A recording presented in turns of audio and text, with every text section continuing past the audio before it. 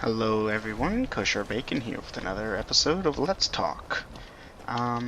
So I mentioned in the previous video that I tried recording a Let's Talk where I talked about the quality of games, yada yada yada. You can go look that up. Look that up? No. You can go, oh yeah, it's just getting distracted. So I wanted to try re-recording the episode that I tried earlier that got deleted that you guys never saw. I'm gonna try and recapture lost footage. So let's talk about gaming and the history of the quality of gaming over the couple years. So, not too long ago, I played Half-Life 1. Wish I'd recorded it. I think that would have made a nice Let's Play doing it blind. I could still record it, but I won't be blind because I already know what to do.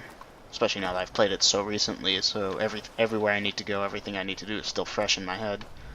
What's this? It's nothing. It's full of dead people, I think. Probably been through here already. Still waiting for a message from Rallis, but honestly I should just be standing in place waiting 24 hours over and over until that happens if I'm desperate. So I figured let's instead keep walking. Like the courier probably won't even be able to find me, I'll have to head back over to Raven Rock. Anyways, on to the topic at hand.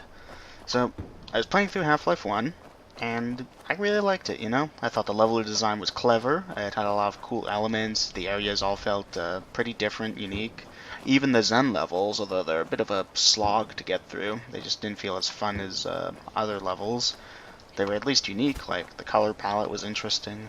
There's always treasure behind the waterfall, but not in this case, I think.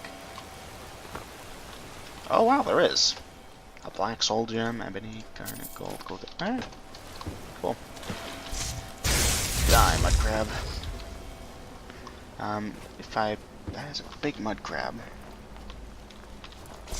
That's salty, huh?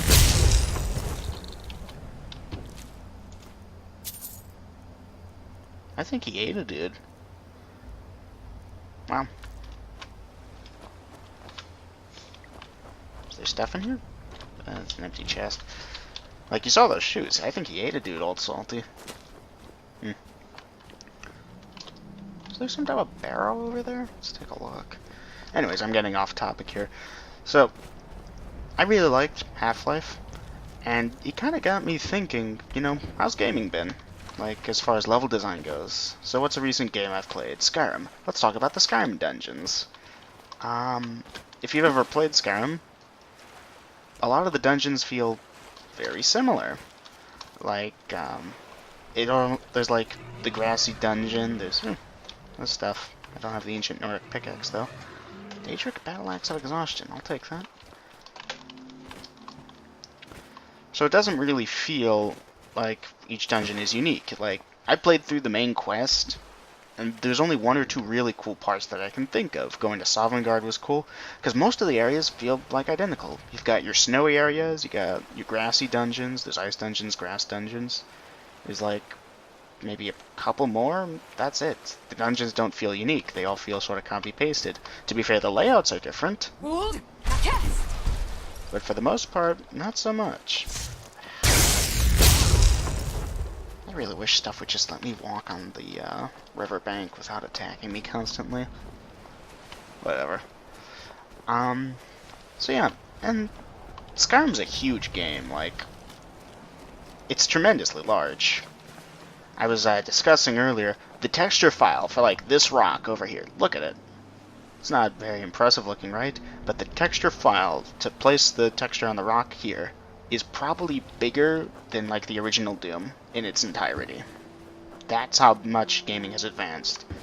I think there's a quote from one of the old tech giant leaders, maybe it was even Bill Gates himself, although I could be wrong here. He was talking about how computers would never need more than 512 megabytes of RAM. Meanwhile, I don't think you can run like Windows 10 with anything less than 2 gigabytes. I don't think it has enough space with the 2 gigabytes to start. And honestly, these days, if you're trying to do modern gaming on something with only 2 gigs, you're gonna run into a bad time. And that's like 4 times what he was talking about. So computers have advanced, obviously, over the past 10, 20 or so years, which is what I'm comparing. I'm comparing something like Half-Life, or even the original Doom, to games of today. And Half-Life was released back in 98, I believe? So think about it, 98, let's just round it to 2000 for simplicity. We're in 2018 now, so it actually is proper rostral. Proper 20 years.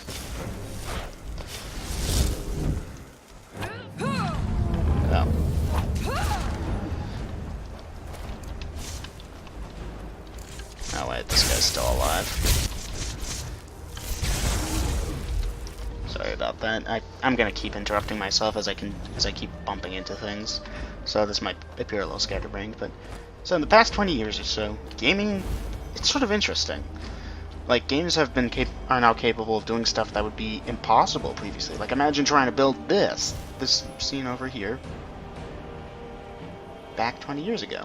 It's just not happening. Nope. So, clearly we've progressed, but have we, is the question? Because like I was saying, I really liked the level design of Doom. I feel like because they were limited to such things, because they were limited to it being seemingly impossible that a computer would need more than 512 megabytes of RAM, they had to be more inventive. I was trying to use Q for a flashlight. I'm still not playing Half-Life. So yeah. One thing I like about older games typically is I find the puzzles are more challenging, and therefore it's more rewarding when you do solve them, but there is a limit. Like, there's an older game I played for a while called Tomb Raider 3. It was released in 1997. The puzzles over there were interesting. It was primarily a third-person puzzle/platform with some combative elements, but that sort of felt like added on to the side. It was a really fun game. If you can, I'd suggest checking it out if you wanna. The graphics are pretty bad. The levels are also, I don't know, like the designs are interesting, but it took a long time to get through that game, and I got stuck so many times, not because I was stuck on some type of puzzle, but because I just didn't know where to go next, because it's very hard to see where the next path is. The graphics are so archaic that you don't see where the next point where you need to jump up and grab a ledge or whatever is. So it was challenging in that way. And the actual puzzles themselves weren't exactly too hard. The worst is, like, there's one series in the last, like, second or third to last level, where you have to pull these 5 levers, and as far as I'm aware, there's no actual pattern to what you're supposed to pull. Like, I looked it up online afterwards, because I eventually just ended up saving and going through every combination until I got the right one. And as far as I could tell, no, nothing. Like, something's aggroed on me. I guess we'll head in that direction then. So, although it was definitely a lot of fun, that was a kind of tedious difficulty I didn't particularly enjoy. Whereas with Half-Life, I really never got stuck on any one area for more than 5 or 10 minutes. It was normally just running back and forth looking for the next doohickey to use, or to activate, or to find. So Half-Life, well, to be fair, Tomb Raider is all about raiding tombs. Half-Life 1 was about going through the Black Mesa compound, which was a compound. It's not exactly a labyrinth designed to keep people out. So maybe thematically they're different in that way, and should remain that way. Different. What is aggroed over here? It's not slaughterfish, I don't think. Screwing with my nice, pleasant music. I just wanted a nice, pleasant walk on the beach. But these horkers, they're actually horkers, so that wasn't an insult. You had to aggro on me for some reason. That's not cool. Anyways, so yeah, consider like a modern third-person action-adventure / puzzle game from today. God of War 4, maybe? I've seen a couple videos of it. I don't own it. I'm not playing it. Probably won't play it. I don't like to buy new games, especially now that I feel like there's definitely a sort of quality that's dropped, which I'll get to in just a minute. So although level design might be clearer, I feel like new games sometimes hold your hand a bit too much, but there's also a balance between the old games where they don't handhold you so much. Like look at Skyrim. If I want to go do something somewhere, I'm giving quest markers to go do things. In previous installments of the Elder Scrolls series, specifically Morrowind and Oblivion are what I'm going to be comparing it to, because those are the 2 most recent ones. There weren't quest markers, I don't think. I never actually played them, but I've watched some videos, and I've heard a lot about them. I researched them. I was considering maybe doing an Oblivion playthrough. We'll see. So, I think with Morrowind, actually, when you bought the game, in the box, they had a paper map. And if you wanted to track your progress, you couldn't go and open up a world map like this. No, you had to go on the paper map. There were some markers. Maybe you had to add your own, even. I'm not sure if that was something they did.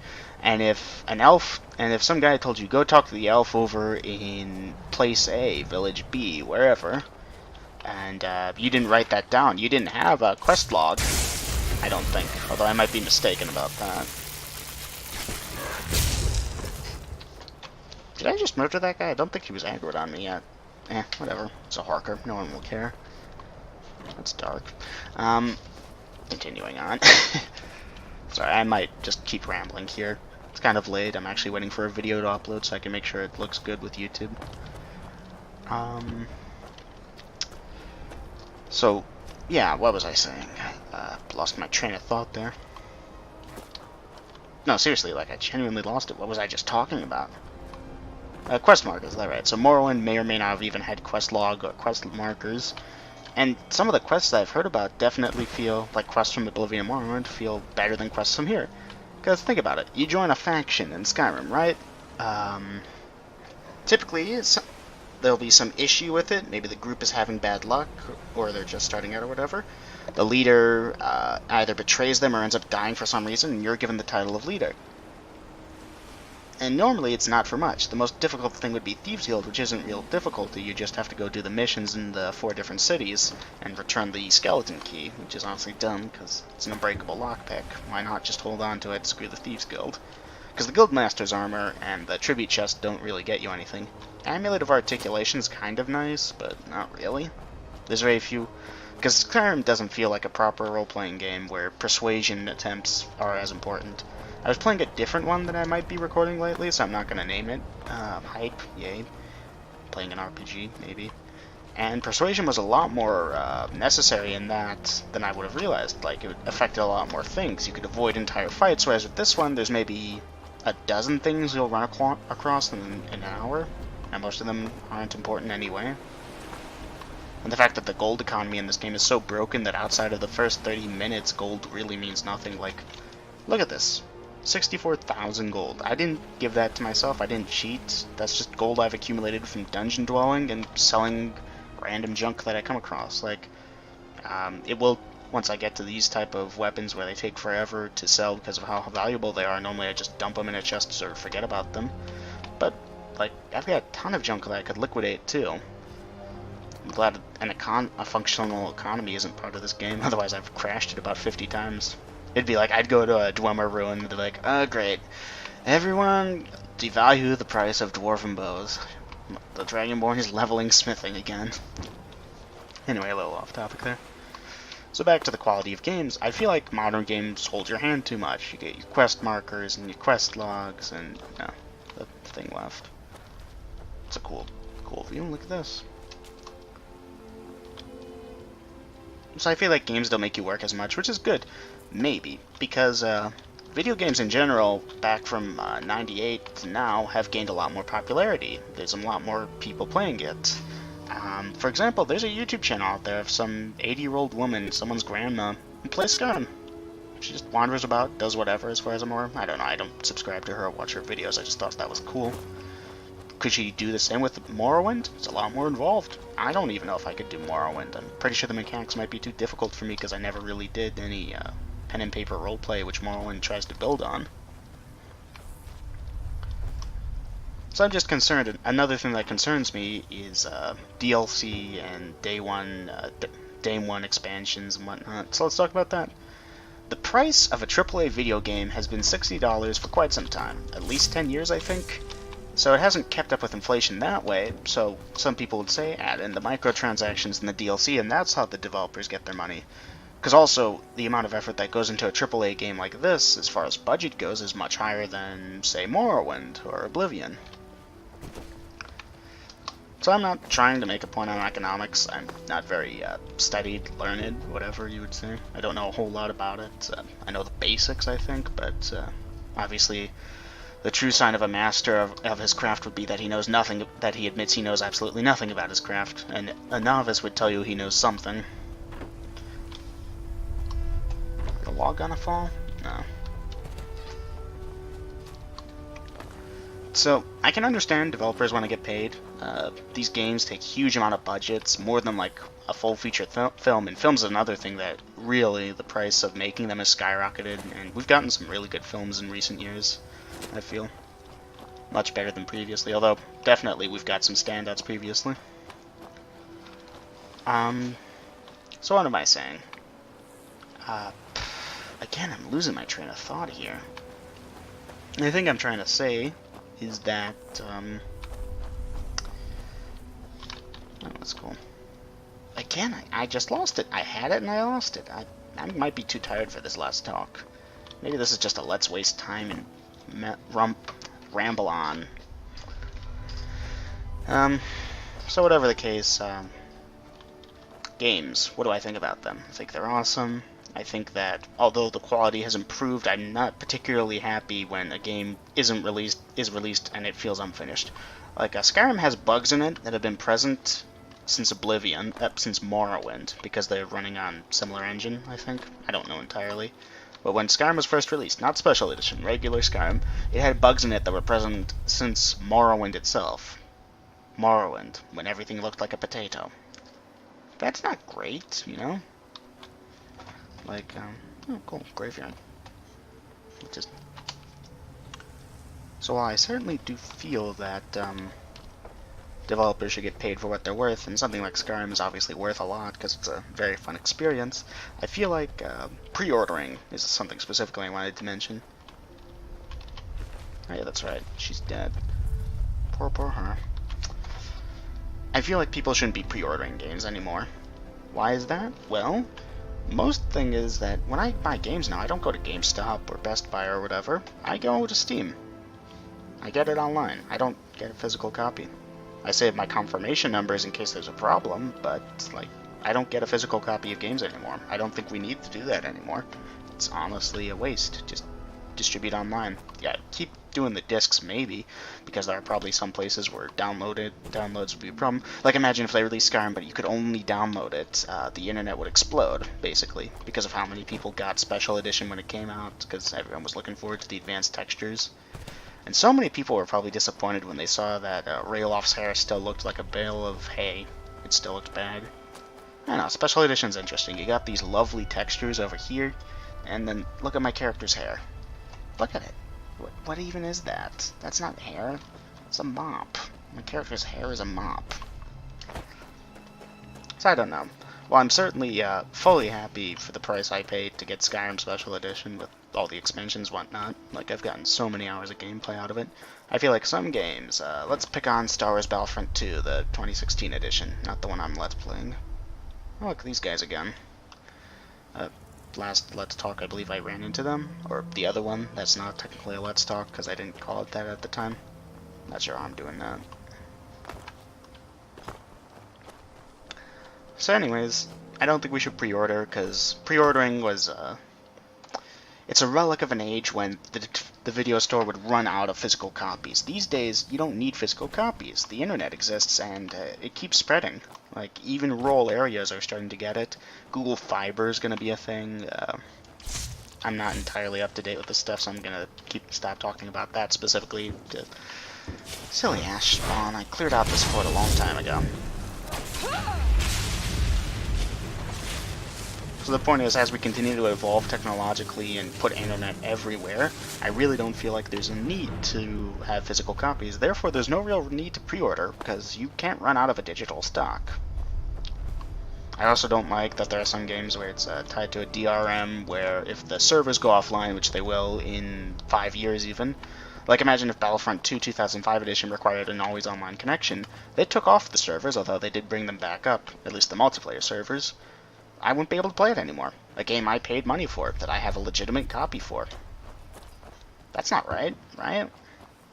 Like, pretend I sold you a hammer, right? And I insisted that you always had to be online to use the hammer. It's an e-hammer. It connects to the internet and tells you how hard you hit things. And then I take the software offline so that the hammer doesn't function somehow. I'm not sure how I would do that. I'd probably have to be a magician to program something that would work like that. But just pretend for a minute I did.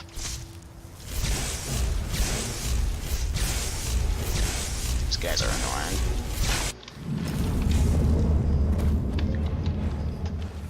That sounds dumb, because it is dumb. It's very dumb. I don't like it when developers do that. It makes me not want to buy their games. And that's honestly the way that we're going to change stuff, how we're going to affect how games act in the future, at least in that way. You gotta vote with your wallets, people.